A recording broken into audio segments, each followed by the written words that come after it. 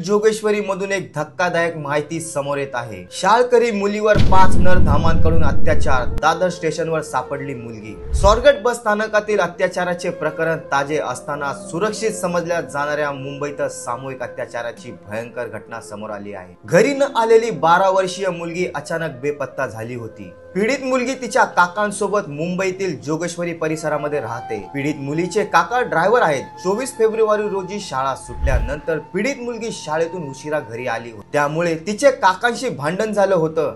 त्याच रागातून मुलगी घराबाहेर पडली होती। त्यानंतर ती जोगेश्वरी स्थानकावर आली, जिथे तिची एका मुलाशी भेट झाली, जो तिच्या सोबत वांद्रे बँड स्टँडला गेला। त्यानंतर पीडितेला आणखीन 5 तरुण भेटले, जे तिला मरीन ड्राईव्ह आणि नंतर संजय नगर येथे घेऊन गेले। याच ठिकाणी आरोपींनी मुलीवर अत्याचार केला। दुसऱ्या दिवशी सकाळी आरोपी कामावर गेले असताना मुलीने ते घर सोडलं आणि दादर स्टेशन गाठलं।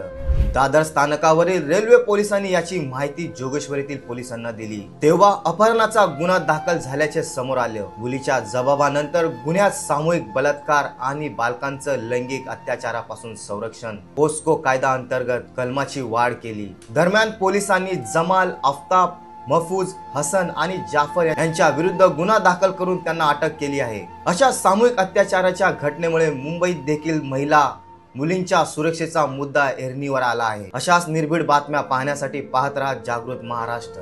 पहा जागृत, राहा जागृत। जागृत महाराष्ट्र न्यूज, मुंबई। जागृत महाराष्ट्र न्यूज चॅनलला आता आपण ट्विटरवरती देखील फॉलो करू शकता। तसेच जागृत महाराष्ट्राच्या वेबसाईटला भेट देण्यासाठी गुगलवर टाईप करा www.jagrutmaharashtranews.com। तसेच जागृत महाराष्ट्राला ट्विटर, इंस्टाग्राम, फेसबुक आणि यूट्यूबला फॉलो करा। तसेच बातम्यांना लाईक आणि शेअर करायला विसरू नका। धन्यवाद।